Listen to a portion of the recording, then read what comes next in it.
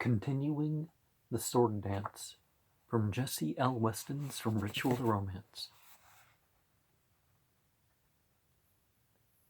In Miss J. E. Harrison's deeply interesting volume, Themis, she gives the translation of a fragmentary hymn of the Curetes, discovered among the ruins of a temple in Crete, a text which places beyond all doubt the fact that, however mythical in origin, the Curetes certainly had actual human representatives, and that while, in the case of the Maruts, there may be a question as to whether their dance actually took place or not, so far as the Curetes are concerned. Harut and Marut, remember that part of Surah 2 of Al-Quran? The following is the text as preserved to us. The slabs on which it is inscribed are broken, and there are consequent lacuna. Io Kyros, most great, I give thee hail. Cronion, Lord of all that is wet and gleaming, thou art come at the head of thy daemons. 2 Dicta, for the year, O march and rejoice in the dance and song, that we may make to thee with harps and pipes mingled together, and sing as we come to a stand at thy well-fenced altar. Io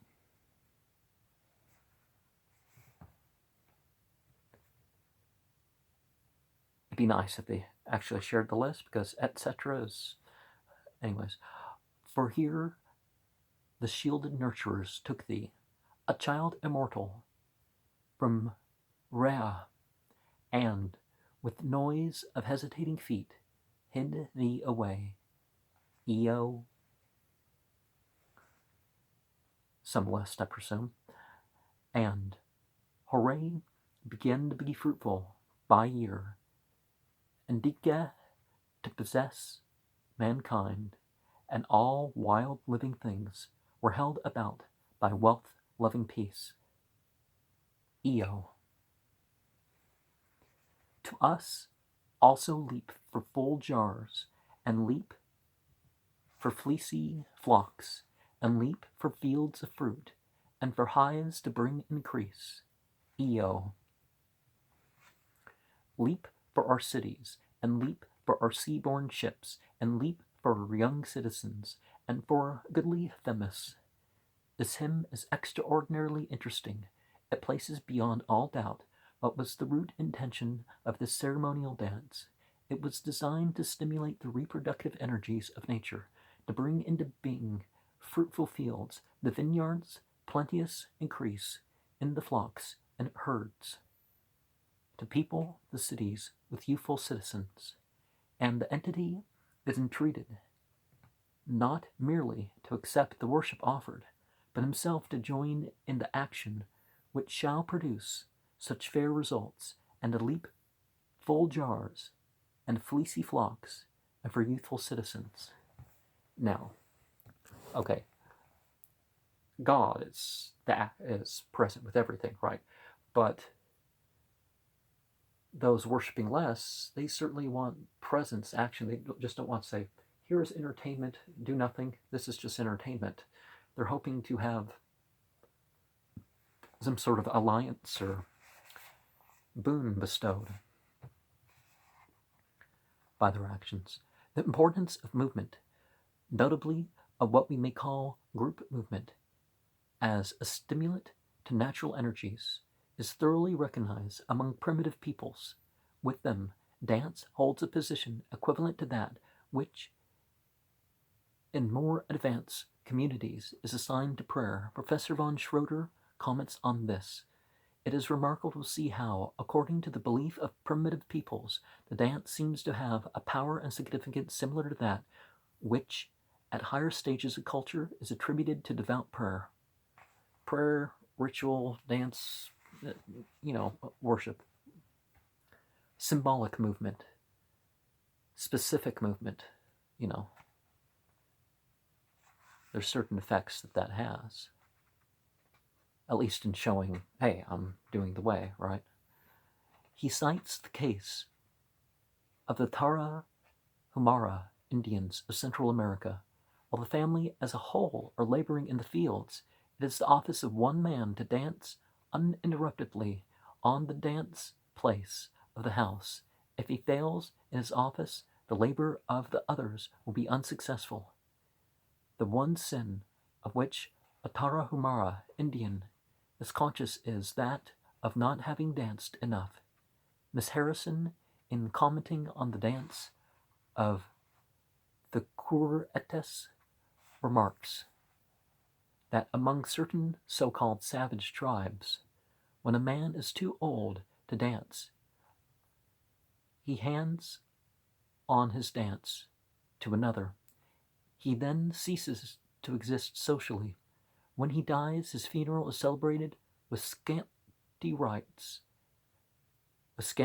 Having lost his dance, he has ceased to count as a social unit. And I would say modern society has certainly gotten more savage, particularly modern secular society, but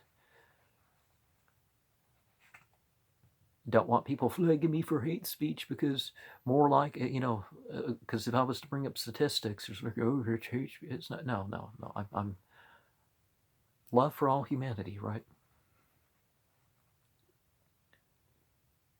Whether or not they choose to follow in one's way. With regard to the connection of the Curetes with the infant Zeus. Now, Zeus doesn't have to be personified and all that, but obviously, en masse, that's what happens. Same with Dagda and Peter and various other names of the high god that we don't have to see as personified as some dude up on a hill or whatever. Miss Harrison makes the interesting suggestion that we here have a trace of the initiation dance analogous to those discussed by M. von Gennep in his Rites de Passage, that the original form was Titans, white clay men, which later became Titans, giants, and she draws attention to the fact that daubing the skin with white clay is a frequent practice in these so-called primitive rituals.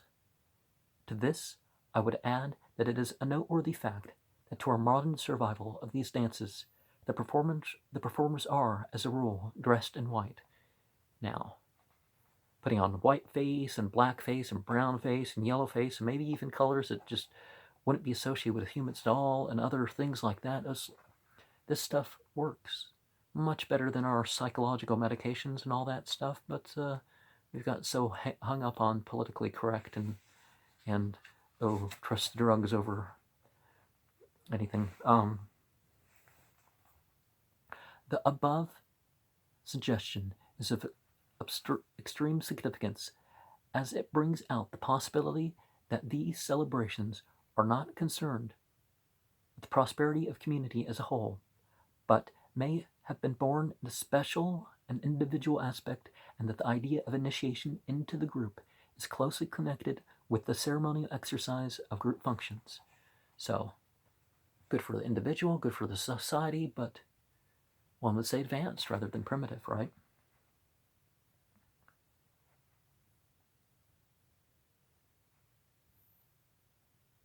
To sum up, there is direct proof that the classic Greeks, in common with the Aryan forefathers, held the conception of a group of beings of mythic origin represented under the form of armed youths who were noted dancers and whose activities were closely connected with the processes of nature. They recognized a relation between these beings and others of a less highly developed aspect, phallic demons, often of theriomorphic forms. Animal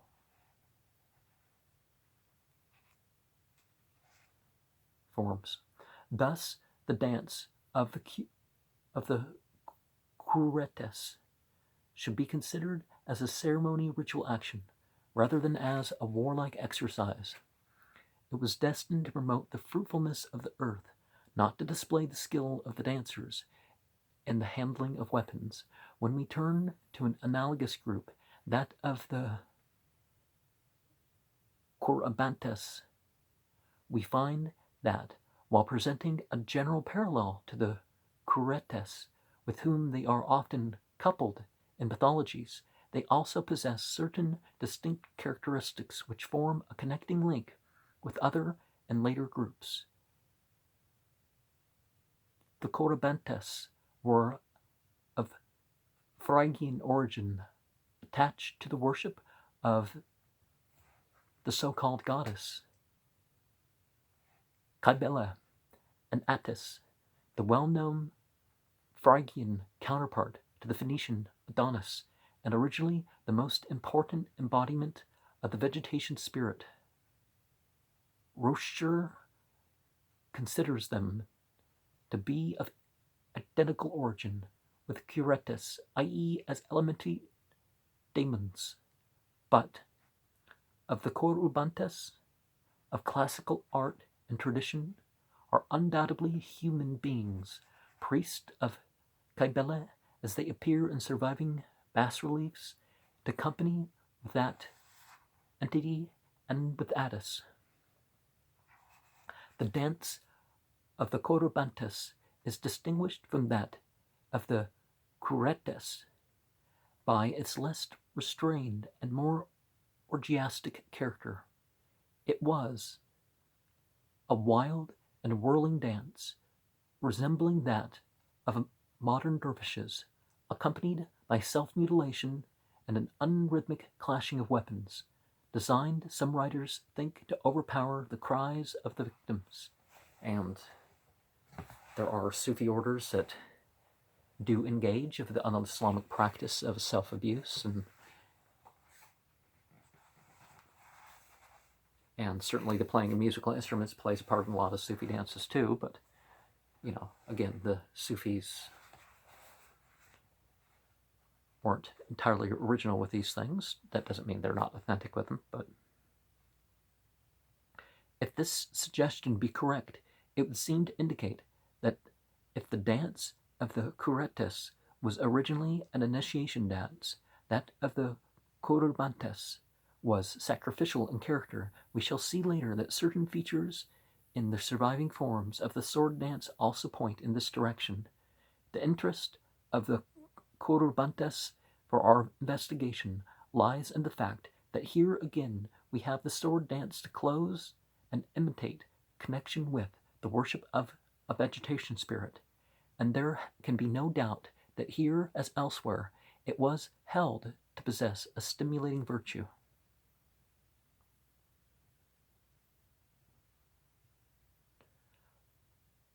A noticeable point in the modern survivals of these dances is that the dance proper is combined with a more or less coherent dramatic action. The sword dance originally did not stand alone, but formed a part of the drama, to the action of which it may be held to have given a cumulative force. On this point, I would refer to Professor von Schroeder's book, where this aspect of the dance is fully discussed.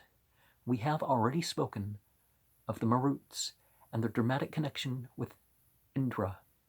The Greek dancers offer us no direct parallel. My stomach's rumbly today.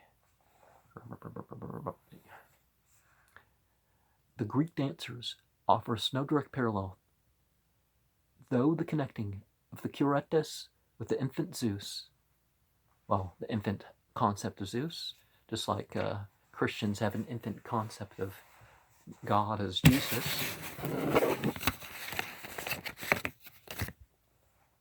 may quite possibly indicate the existence in the original form of the dance of a more distinctly dramatic element.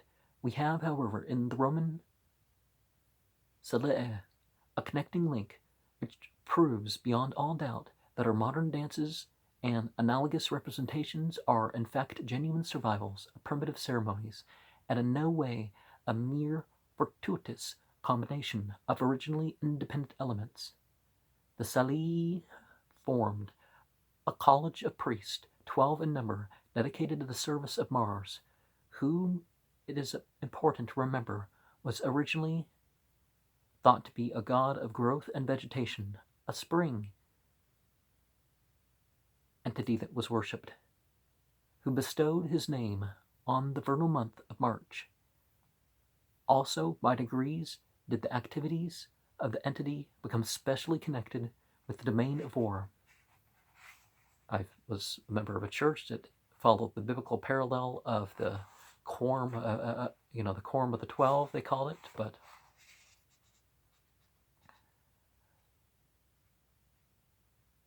there seems to have been two groups of Salii, one having the college on the Palatine, the other on the Quirinal.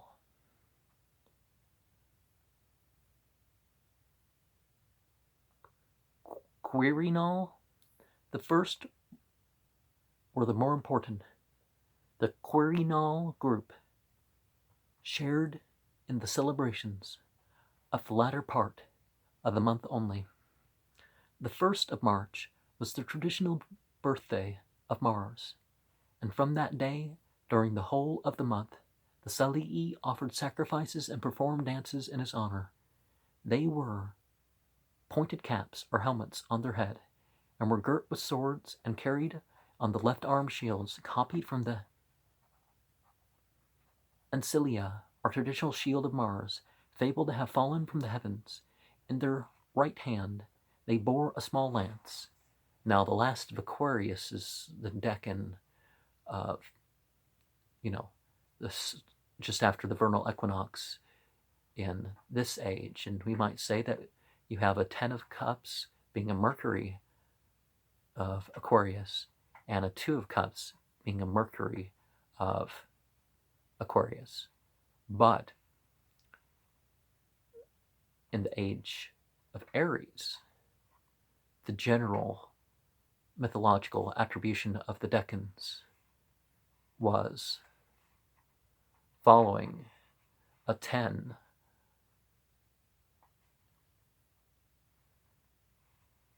as a Mars in Pisces. You have a 2 as a Mars in Pisces, and that, of course, would be as a fire sign. So, wands and all that.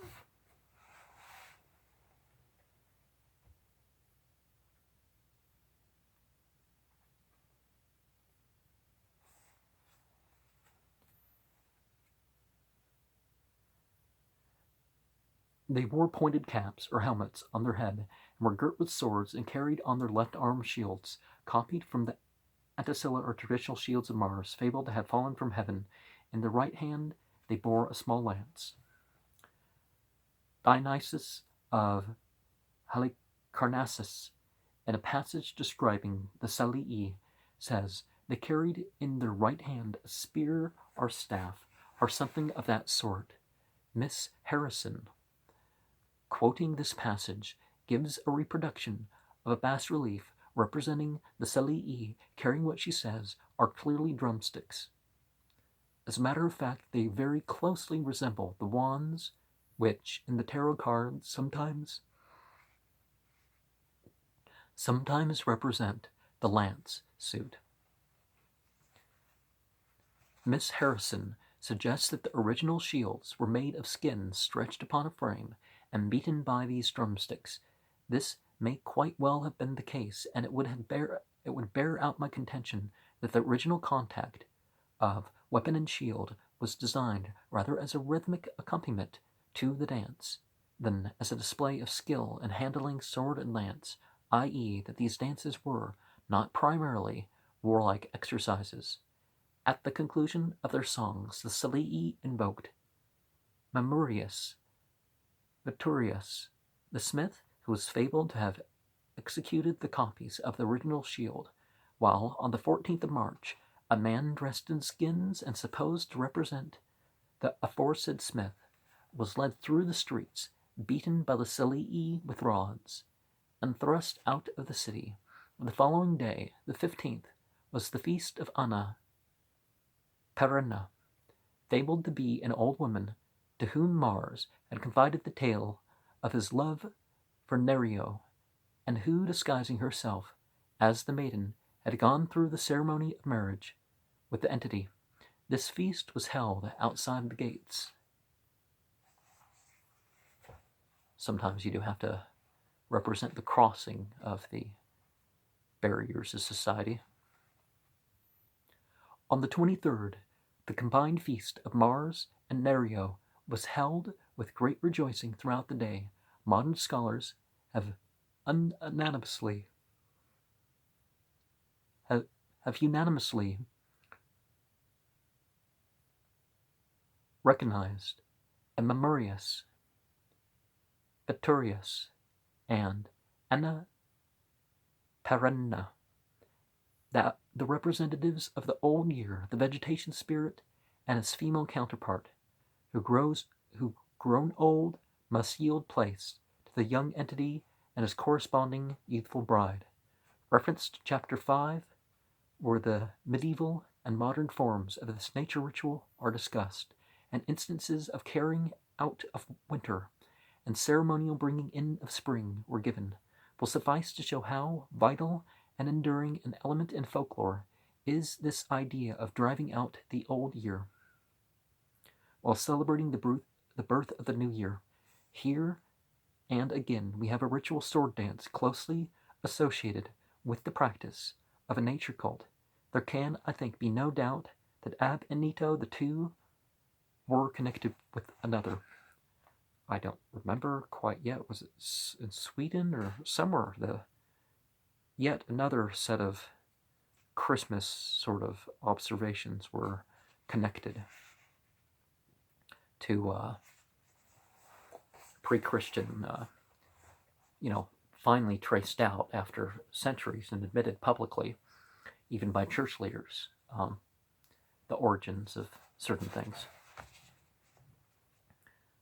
But the dance of the Salii, with its dramatic folkplay, forms an interesting link between the classical dance of the curetes and the modern English survivals, in which the dramatic element is strongly marked. Now, it seems that dance became secularized rather than the other way around. These English forms may be divided into three related groups: the sword dance, the Morris dance, and the mumming play. Of these, the Morris dance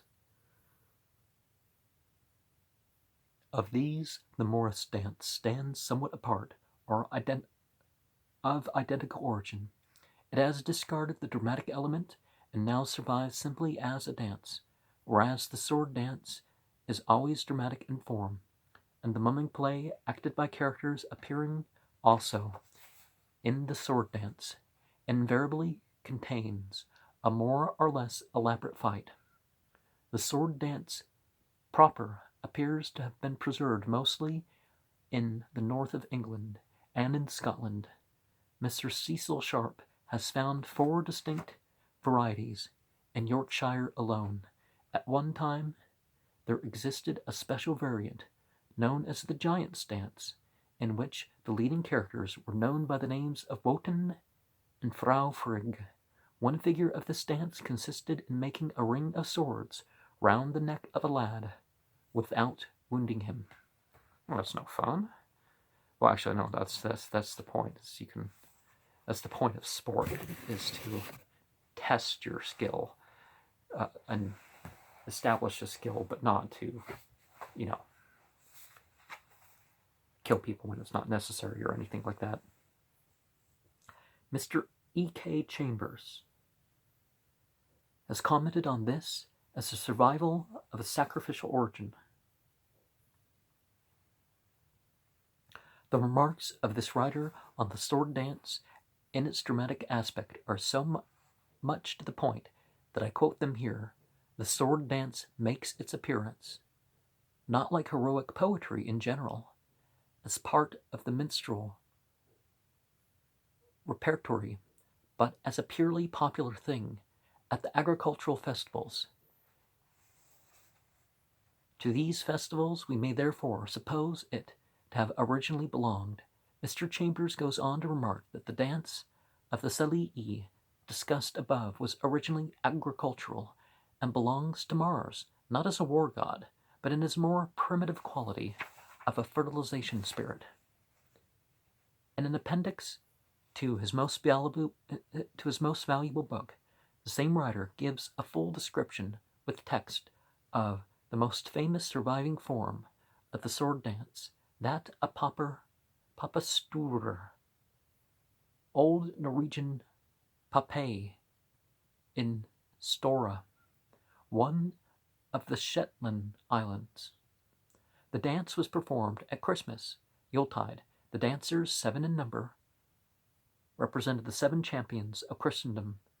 The leader, St. George, after an introductory speech, performed a solo dance to the music of an accompanying minstrel, then presented his comrades one by one, each in turn going through the same performance. Finally, the 7 together performed an elaborate dance.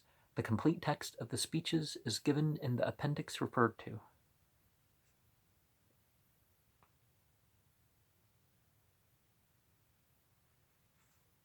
And people say that the pentacle could have been the form of the dance, or the ring.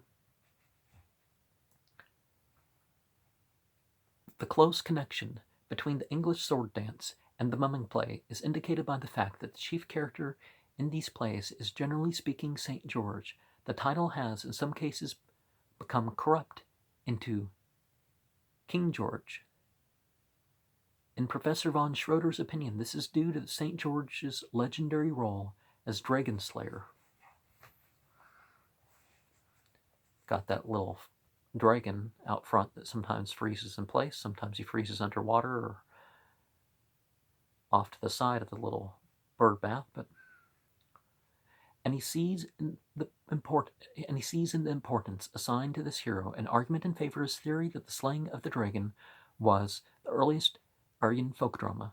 In Folklore Volume 10, a fully illustrated description of this mumming play, as performed in Newbold, a village near Rugby, is given. Here the characters are Father Christmas, St. George, a Turkish knight, Doctor, Molfinny, Mother of the Night, Humpty Jack, Beelzebub, and Big Head and Little Wit.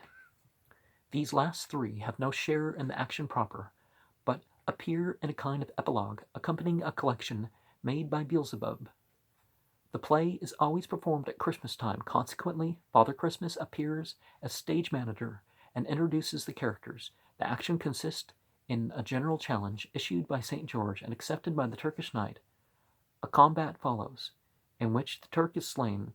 His mother rushes in, weeps over the body, and demands the services of a doctor, who appears accordingly,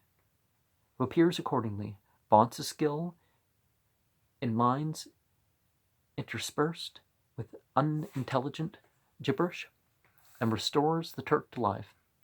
In the version which used to be played throughout Scotland at Hogmanay, New Year's Tide,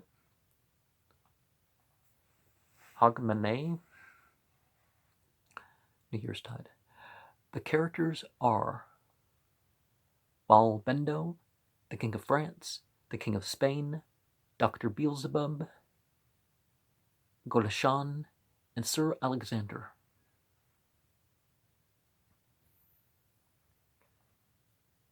The fight is between Balbendo, who represents the St. George of the English version, and Golishan.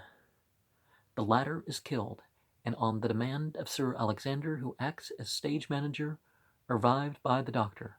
The character, as in the English version, interlarding the recital of his feats of healing skill with unintelligible phrases. There is general consensus of appealing among folklore authorities that this rough drama which we find played in slightly modified forms all over Europe and Scandinavia. It is the Jolbok, a man dressed in skins, like a berserker, who after a dramatic dance is killed and revived. We have a symbolic representation of the death and rebirth of the year, a counterpart to those ceremonies of driving out winter and bringing in spring, which we have already described. I would draw attention to the curious name of the adversary, Galashan. It is noteworthy that in one Arthurian romance, Gawain has for adversary Galagras. In another, Percival fights against Galerotherum. All these are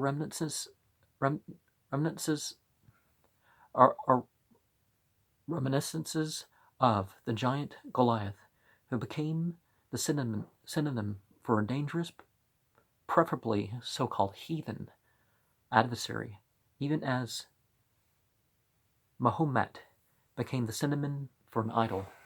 The synonym for an idol. Okay. This chapter has already been written with an important article by Dr. Jevons entitled Masks and the Origin of Greek Drama Appearing in Folklore, Volume 27. The author has, having discussed the different forms of Greek drama and the variety of masks employed, decides that the Greek comedy originated in harvest festivals, in some ceremony in which the harvesters went about in procession wearing masks. This ceremony he connects directly with English mumming plays, suggesting that the characters represented on this occasion were the vegetation spirit and those who were concerned in bringing about his revivification in fine Greek comedy. And the mumming play both sprang from the rite of revivification. At a later stage of our inquiry, we shall have the occasion to return to this point and realize its great importance for our theory. The Morris dances differ somewhat from the sword and mumming dances. The performances, as a rule, take place in the spring or early summer, chiefly May and Whitsuntide. The dances